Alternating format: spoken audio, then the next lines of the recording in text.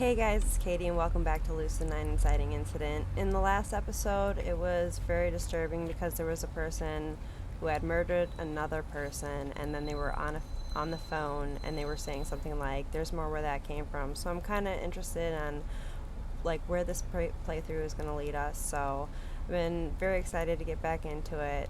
After that, we met some of our classmates like Elizabeth, Yaiko Akari, Ru Hayata, Masato Kuragane, and we met our school dorm manager, Jiro Ryota. And then after that, we went to GFC, we had a hot wing contest, and we're now just leaving. So let's get back into it. Maybe it's because our stomachs are full, but we're completely silent on the way back. It's a comfortable silence, but still silence, and that means thinking. Overthinking, unfortunately. I almost jump as I see a group of 3 policemen race by on the opposite side of the street. Approaching sirens, piercing the air with their incessant wailing, direct our attention to... Oh no.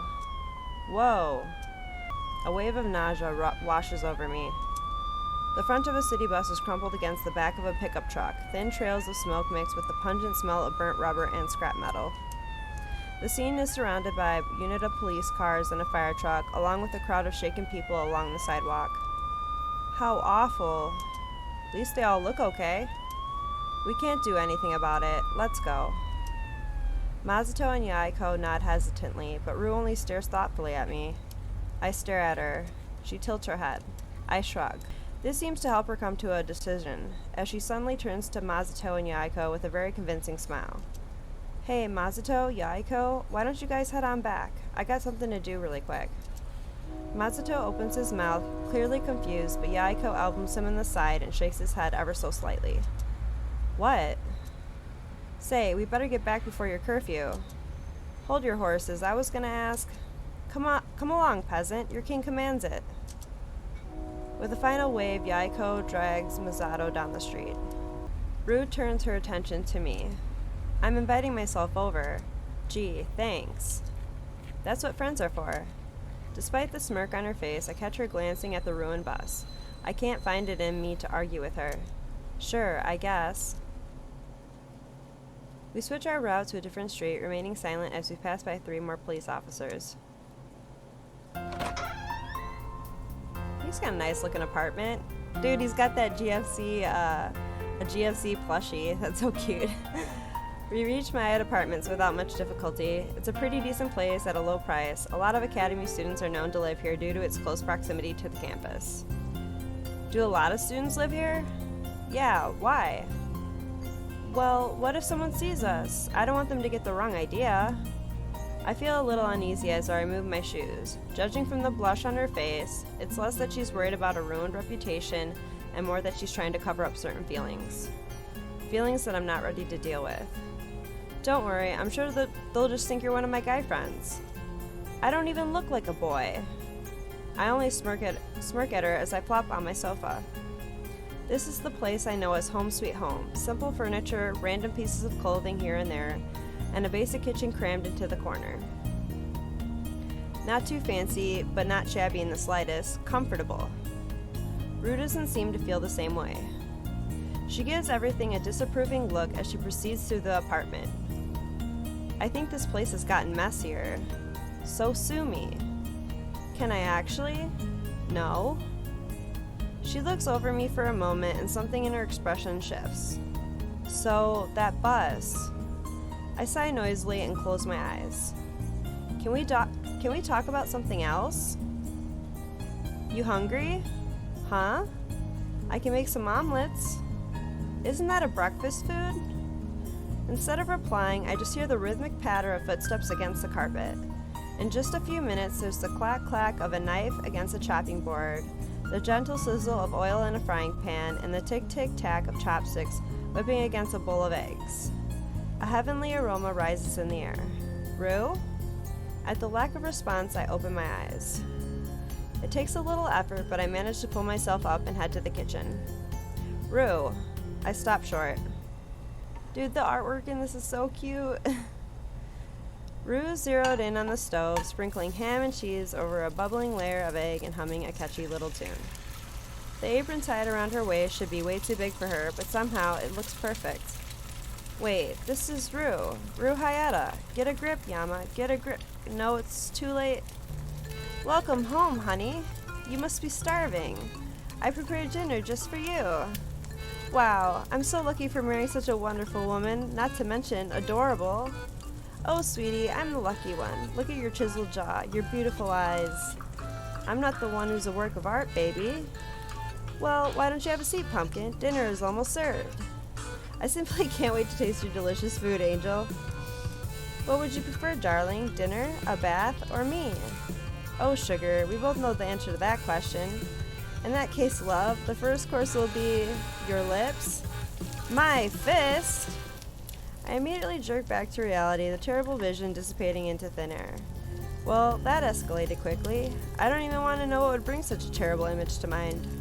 Rue and me? Married? I shudder on the inside. Not that she's, well, bad or anything. We understood each other more than anyone else. But then we'd have to be in a romantic relationship, and romance in high school is just, well, we could end up losing our friendship entirely, which would suck. Yeah, that does happen, though, with close friends liking each other and all that, so. And that is 99.999% likely given my great luck. Crap, what am I even thinking about? Back to reality. What are you making? Omelets? Are you sure? She nudges me in the side, but she's smiling.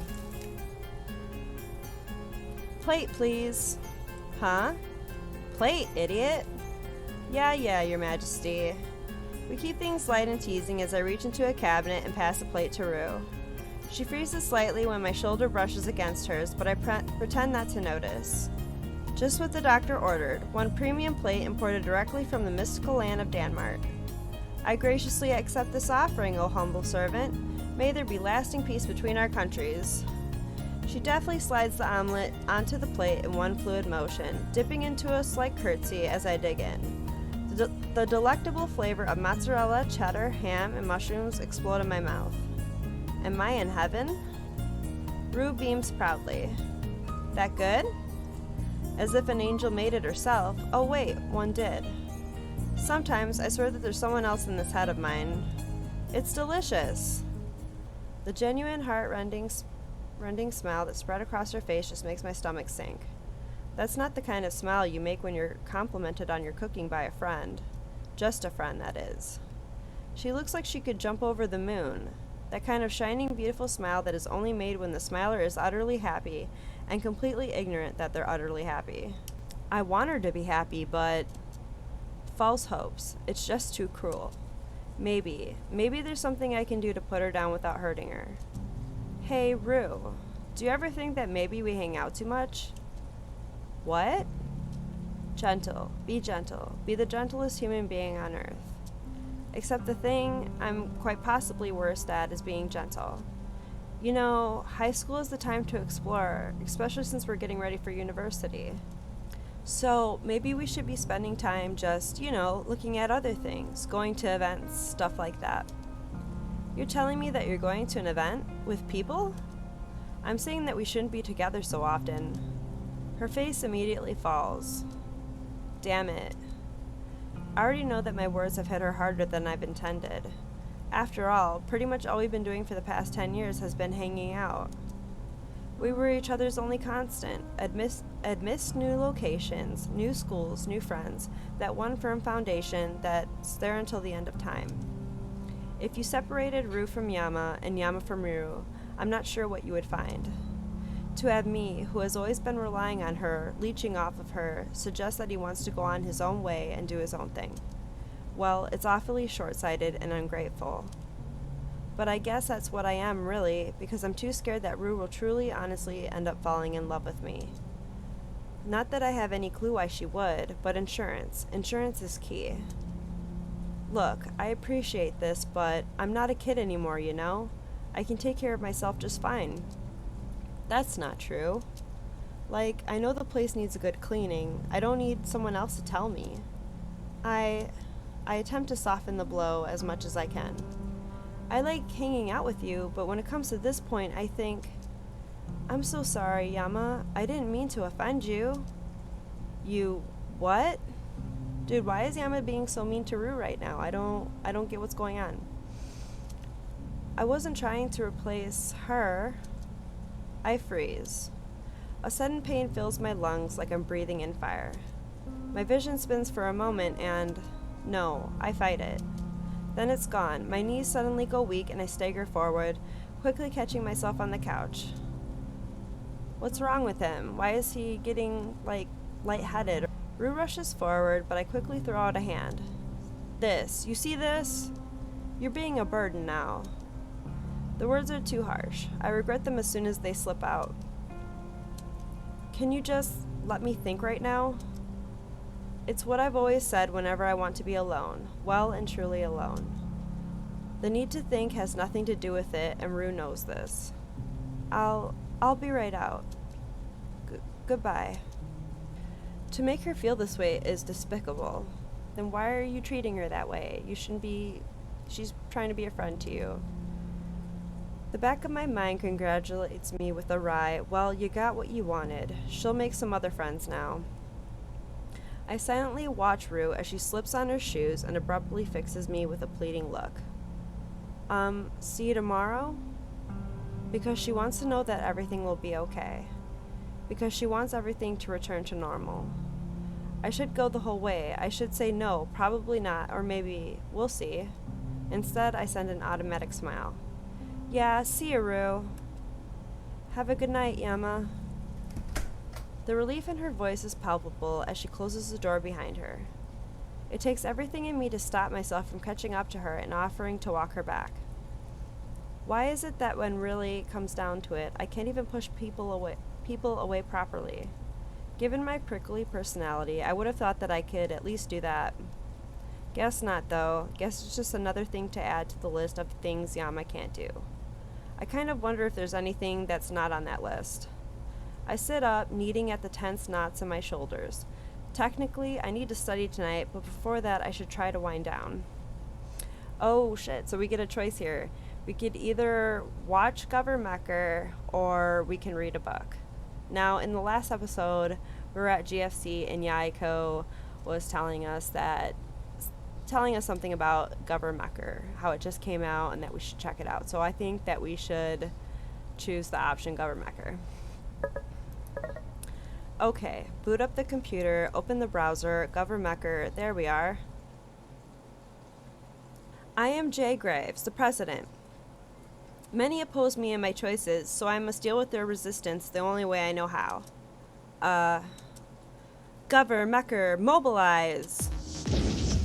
Whoa. I don't know, what do we get ourselves into here? The screen explodes into action as a teen in an oversized suit leaps off of a building, landing in a flashy somersault into the open palm of a giant robot. The robot lights up and strikes a pose with notably jerky movements as if animated by stop motion. The beginnings of an adamantly catchy opening song are abruptly cut short with sudden chanting. Give us AX President-san. We want AX President-san. And suddenly President Jay Graves is on the ground, his giant robot pet nowhere in sight. Strange. Was that a dream sequence or just bad editing? The president turns around, the camera pans out to reveal that he's standing in a broad field of wheat, reminiscent of old samurai movies. At the other end stands a guy in some hideous recreation of 3 different cosplays. Swirl-eyed glasses perched on the end of his nose and a flannel headband embroidered with a giant heart wrapped around his unkempt hair. What business have you with the fine country of Akirima? The guy lowers his picket sign, which is half in English, half in Japanese, and steps forward, pushing his glasses up his nose. Boku no Name is Atakabu. Keep it memorized, Nick President-san. Speak English, heathen. I'm no Gasian. You must have no appreciation of foreign culture. Culture? Yes. Japan. Anime. Manga. Sushi. They are the world's Ichiban. Ha! Akira needs none of your poison. It needs righteous gatherings. Hunting. Barbecues. Country fairs and extreme sports and golf clubs. None of these weeaboo shenanigans. Wait, aren't you Japanese? Boku wa double weeaboo, of course. A weeaboo of American culture. Who are weeaboos for Japanese culture? Why, that's genius! Otaku thrusts his picket sign up to the sky. Of course it is. Our glorious Nippon is genius, land of the rising sun. Approve our Anime Expo, President-san, and no blood will be spilled. Ha! Over my dead body? Then over your dead body it will have to be. He reaches into his backpack, which is blanketed with stickers of various anime figures, and throws a long rectangular pillow at President Graves. The wheel of... oh god. I don't even know. The wheel of fate is turning. In a poorly green screen sequence... I can't even read the sentence. Okay, here we go. Focus. In a poorly green screen sequence, the pillow begins to transform into a giant doll in a Lolita dress with a wig of luscious purple hair pulled tight over its head. If I squint, I can see that its face is daubed with exaggerated blush, eyeliner, and lipstick. It's an atrocity to the eyes. No, don't you dare hurt my Durangu! Yes, hold him, my waifu! President Graves flails his arms in a struggle, but the doll grips him tightly. An easy task considering that it's roughly 3 times his height. President Graves stares in disbelief at the towering femme fatale, which languidly blinks back at him with 2 looming painted eyeballs.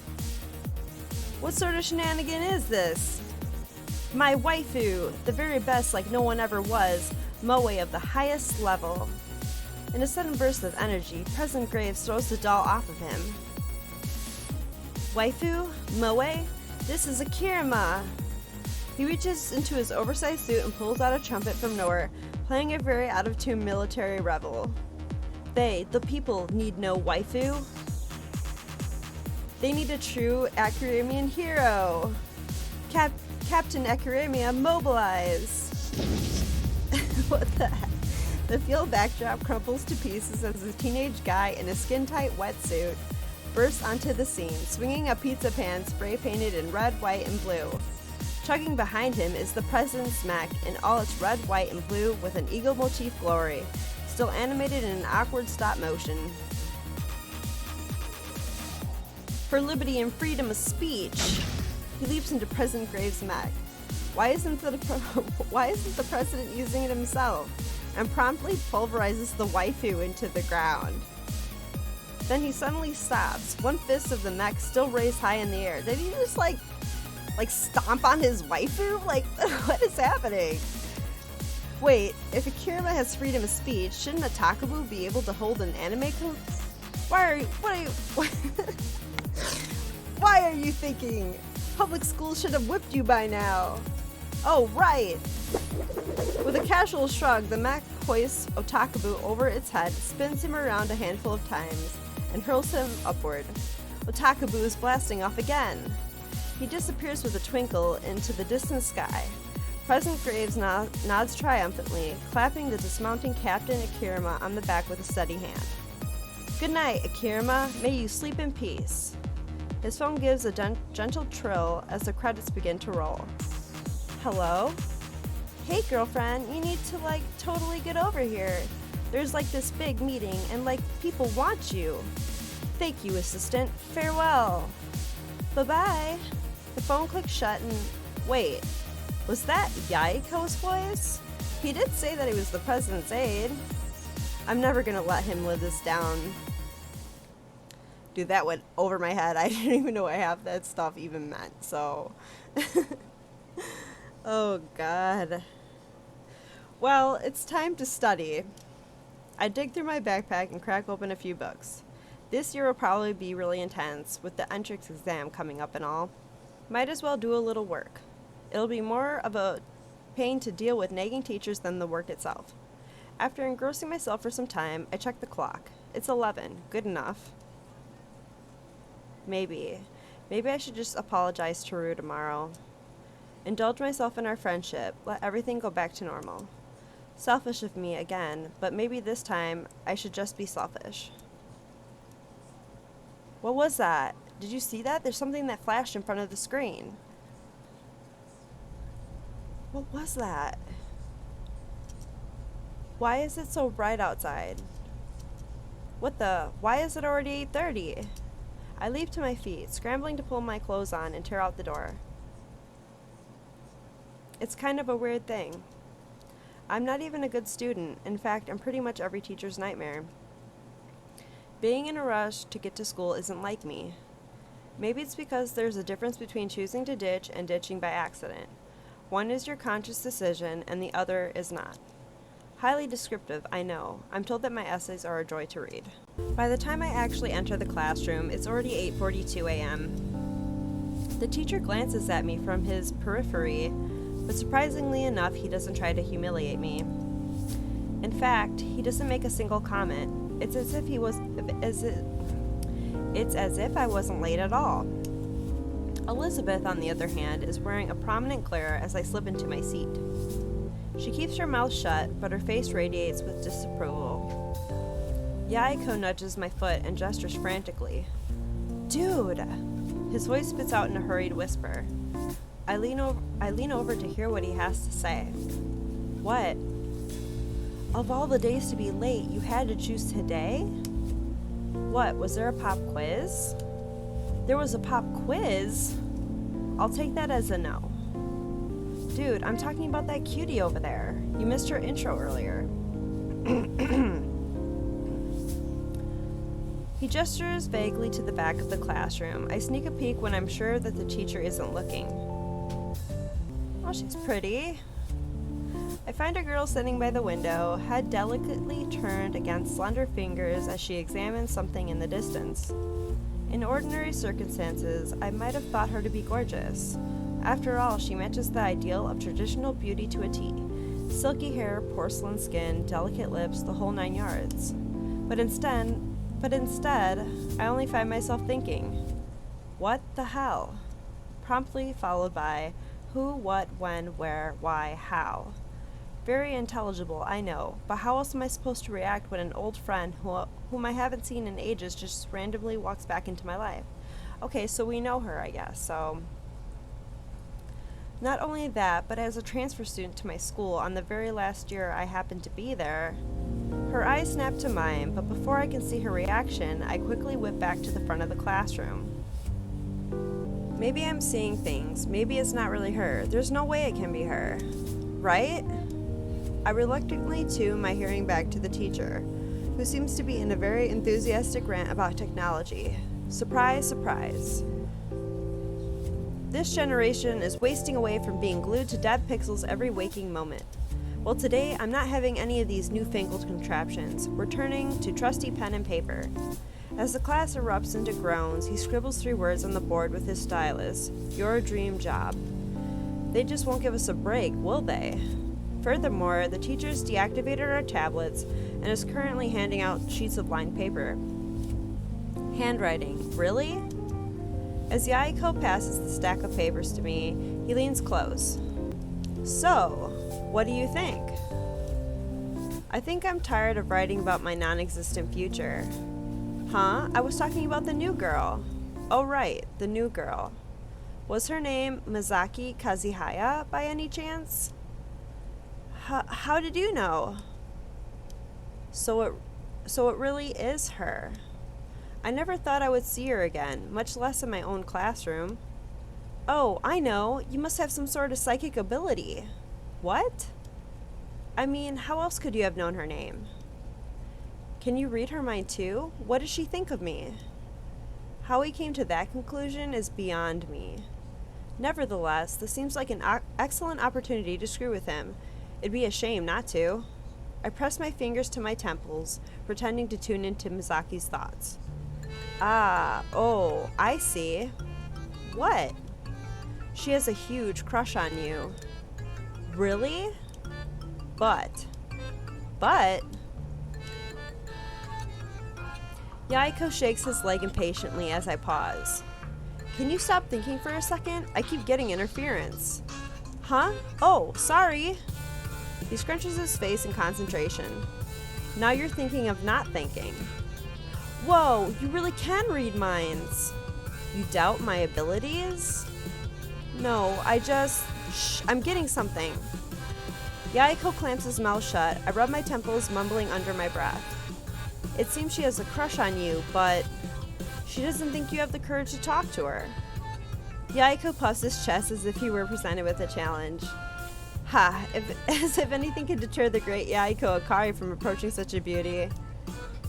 Yaiko, this is a writing prompt, not a discussion prompt. Focus on your assignment. Right. Sorry, Teach. He immediately regains his composure and starts scribbling messily on his composition paper. That was oddly quick.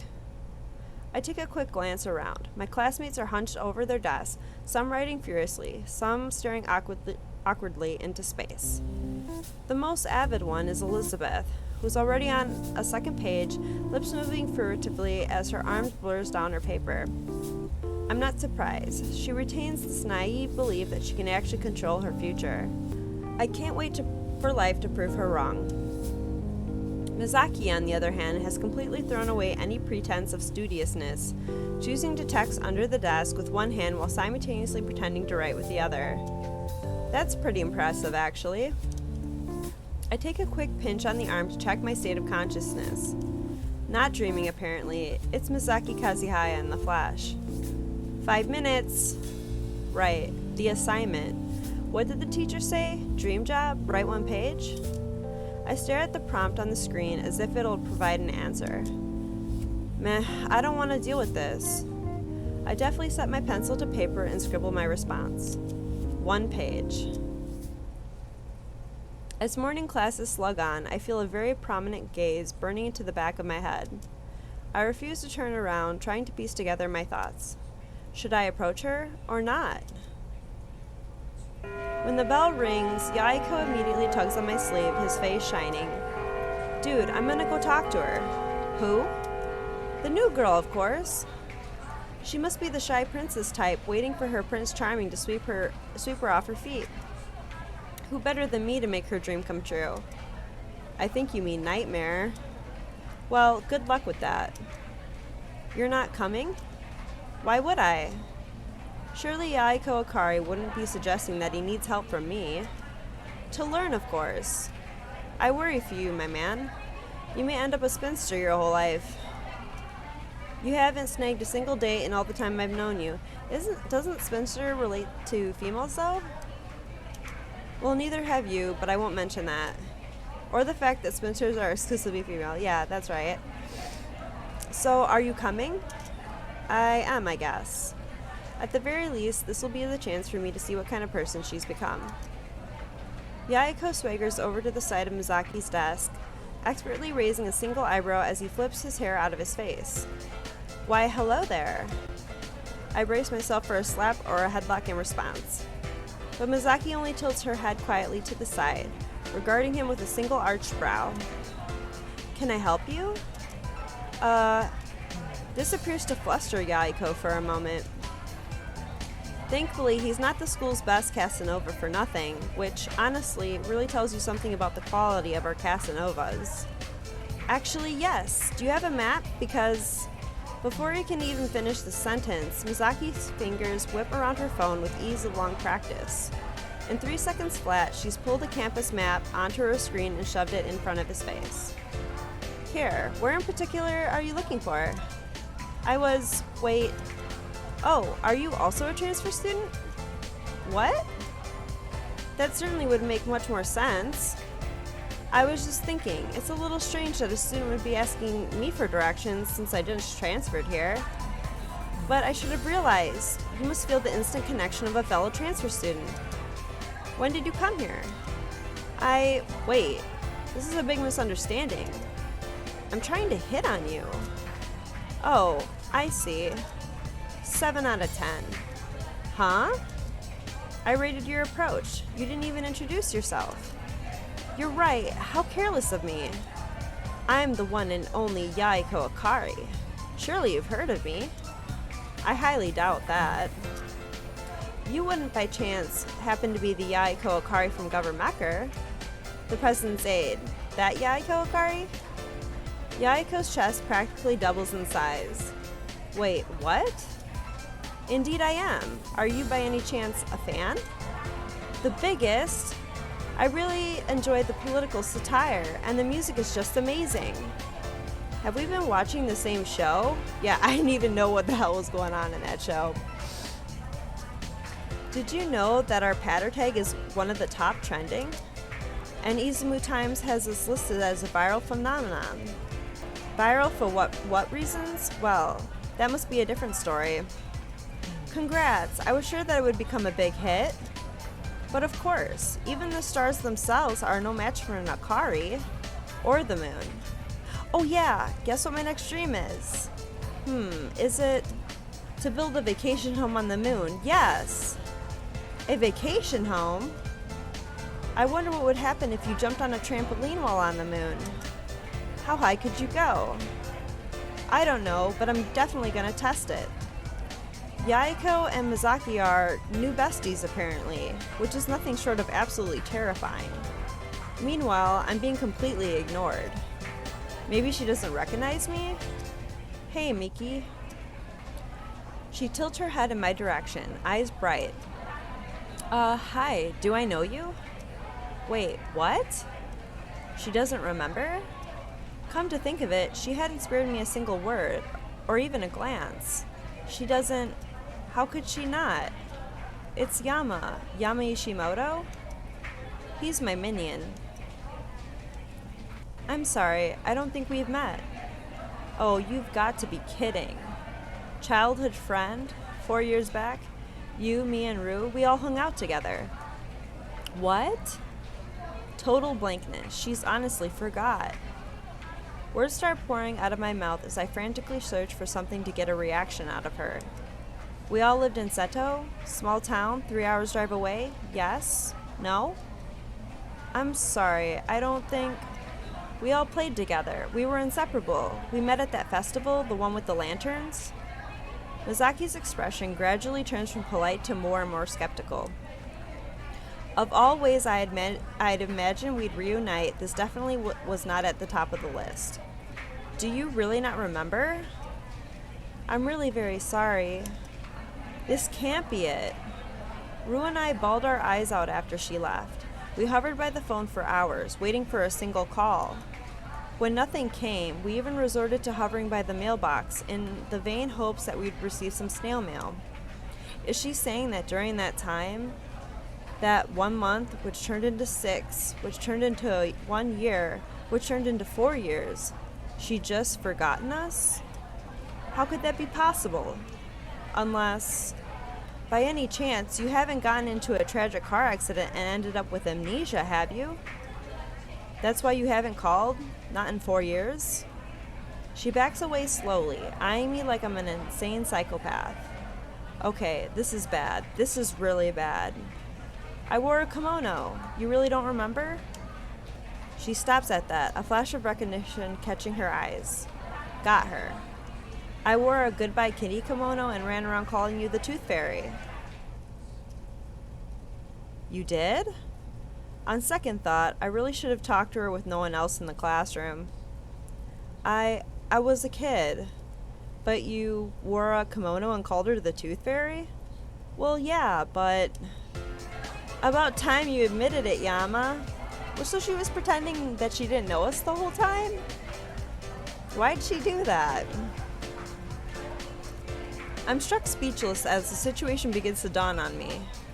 You know who I am? Know you? How could I not? It's only been 4 years. Then you were faking it, of course. Why were you pretending not to notice me earlier? I knew you recognized me. Well, it's not every day you see an old friend who just decided to disappear one day. She stops at that, a flicker of irritation crossing her eyes at my cutting tone. It's not like I wanted to leave Seto, Yama. So why did you?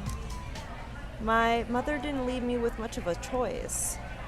You mean Satomi? She nods. You could have at least told us you were moving. I couldn't. I wait for an elaboration, but it never comes. That's it? You just couldn't tell us? Why not? Do you mind if we talk about it later, Yama? I'm not very comfortable discussing it in class. I open my mouth to object, but something about Mizaki's expression prevents me from pursuing the issue further. She genuinely seems distraught. Wait. Yama wore a kitty kimono and called Mizaki the Tooth Fairy? Yaiko! Are we still on that? Luckily, Yaiko managed to change the subject. I decide to play along for the time being. I was a little kid, dang it! I hear excuses. All excuses. It's not an excuse. There's a legitimate explanation. I somehow fell and got my yukata dirty, and it was at the festival, and we weren't very close to home, and Mickey had an extra kimono. A goodbye kitty kimono? Yes. Somehow having Yaiko mock me just makes the entire thing 10 times worse. I cast a half-pleading, half-indignant glare at Mizaki, who only shrugs in response. It isn't my fault you enjoy cross-dressing. I don't. If only I had patter at the time, I would have taken a photo. Wait, so what's this patter you keep mentioning? I'm guessing it's like Twitter or something, right? Judging by the reactions I'm getting, I've just committed a huge fox pass. You don't know what patter is? Where have you been living your whole life? Under a rock? Well, technically, that's what my name would imply. What? Is it like the Secret Service database or something? Far more important, it's the most popular social networking website in today's society. I really question your priorities. Through Patter, you can share posts within 90 characters or less. It allows you to spread important news, demonstrate your support, provide instant feedback to questions, or just blog about your day. Governmecker got big because of Patter. As for me, I like to give updates on the progress of my day. Okay, fine, but does anybody actually care? A sudden deathly chill pervades the room. My second major fox pass of the day, apparently. People care. Are you sure? Because the way I see it, tapping 2 buttons doesn't exactly make you, they care, damn it. Don't say nothing different till you pat yourself. Don't say nothing? Intense Mizaki? Wait, what? But the conversation grinds to a halt when Mizaki's phone trills in her hand. She immediately regains her composure. Kaizihaya speaking. Yes, understood. I'll be there in 5 minutes. She cuts the call and shoves her phone into her pocket, looking me square in the eye. I must go. Duty calls. Duty? What kind of duty? My employer has a job for me. Job? Now? What about school? Oh, I'm sure they'll excuse this one. Let's talk again later, Yama. Oh, and make sure to bring Rue, okay? Goodbye. And like a tornado stalking its next target, she blazes out of the room. I'm left completely dumbfounded with a Yaiko who's dancing around the room like he just won his mansion on the moon. I have a fan, an actual fan, a real fan! I wonder how long it'll be before I can pledge her to my service as the first true minion. I wordlessly leave him in his fantasy of world domination and head to the cafeteria. It's more out of routine than actually feeling hungry. The shock of running into an old friend after 4 years might have something to do with that. Maybe I should be angry at Misaki, but at the same time, who knows what had happened with her and her mother? She seemed pretty uncomfortable talking about it. At least she's here now. I guess that's all that matters. If Misaki wants to tell me, she will on her own time. The cafeteria is broad and beautiful, boasting polished surfaces and tidy, well-lit spaces. Modern furniture settles well on the brushed mahogany floor. Students in pristine uniforms travel to and fro, scooping food from the extensive buffet counters around the perimeter of the cafeteria and returning to their friends. I spot Rue in the back corner of the cafeteria, staring up at the skylights with a thoughtful tilt to her head. Actually, this would be a perfect time to tell her about Misaki. We would be thrilled to see her again. Hey, Rue. She jumps slightly at the sudden sound, and only then do I remember that I'm supposed to be apologizing for being traumatic yesterday. Except, I've never been great at apologizing, or even good, or actually even mildly passable. Say, how are you? I'm doing okay. How was class? It was okay, I guess. Oh, okay. We shuffle for a moment and I finally clear my throat. About yesterday. It's okay, Yama. I know that seeing the bus must have brought up some memories. Brought up memories about what? I want to know. You were just lashing out. But I shouldn't have. No, I guess not. So next time something like that happens, I reserve the right to slap you silly. And just like that, everything is right between us. What have I done to deserve a friend like this? Thanks. But buy me lunch. What? Come on, it's only fair. If I go into debt, I blame you for constantly mooching off me. Are you ever going to pay for your own food? Probably not. But you can't count those grocery trips because I ended up cooking everything for you. And yourself. Labor taxes. Let's go already. I'm hungry. But just as she reaches forward and pulls my arm to her side, we hear a very familiar voice from behind us.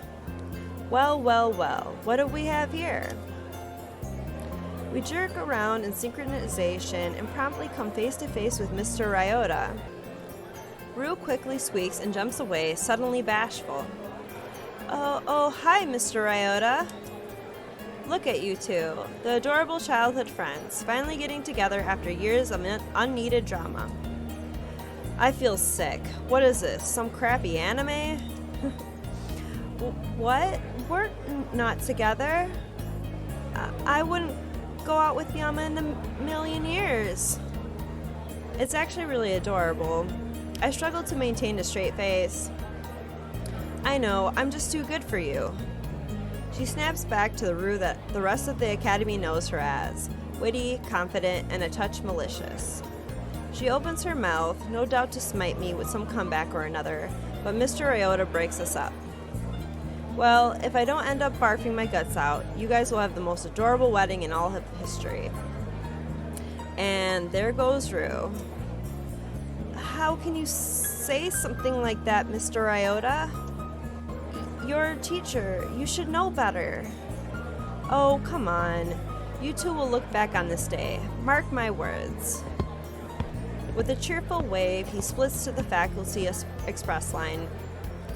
Those words sound fairly ominous. I can already imagine all the embarrassing stories he'd liberally share with all the other wedding guests. We'd probably have so many people rolling in the aisles from laughter that Rue wouldn't even be able to walk properly. What the heck am I even thinking about? Wedding? Rue? Mr. Ryoting is being his usual self, I see. Yep. Now he's got me thinking about, nope, not going there. Maybe now would be a good time to switch topic. Oh, right. I even have the perfect material. Hey, Rue, you're not going to believe this, but I saw Miki today. Rue's face cuts to complete blankness in the space of a millisecond. It is really shocking news. Maybe I should have eased it a bit. She ended up transferring to this school, and we coincidentally wound up in the same class. Dead silence. I finally start to feel a prickle of apprehension. We can hang out together again. We can... Did you talk to her? What? Of course, it's Miki. Rue, what's wrong? Aren't you happy? Well, no, I'm not. As far as I'm concerned, she has nothing to do with either of us anymore. Don't you remember? We were kids who held a stupid grudge for something beyond her control. Come on, we're older than that now. Oh, are we? She didn't really apologize, did she? Well, I pause for a moment. Rue's expression immediately darkens. I see that she didn't, and I know why. Because she wasn't there to see you fall apart. I don't think you remember, Yama, but you were in a really bad place after she left. Even to the point where, you know. But that wasn't because of Mizaki. Yeah, but she triggered the whole thing. It's just, when I think about it, I get mad at her, really mad. So it's probably best for both her and me if she stays away. So you're not going to be friends again? The thought is so baffling that I can't help but stutter. In my mind, we'd always been a package deal. Me, Rue, Mizaki, it was either all or nothing. You're your own person, so you should hang out with whoever you want. But I can't be buddy-buddy with Mizaki until she realizes what she's done. I never thought Rue, of all people, would be irrational. How bad had I been exactly? I'd never seen Rue so upset, at least not in a really long time. Sorry to be a downer. Why don't we just go grab some lunch? How about you go on ahead? I need to talk to Mr. Ryota. Okay. Surprisingly, she doesn't ask me any more questions. She heads to the lunch line without a word. Maybe she also feels rotten inside, like something has been lost forever.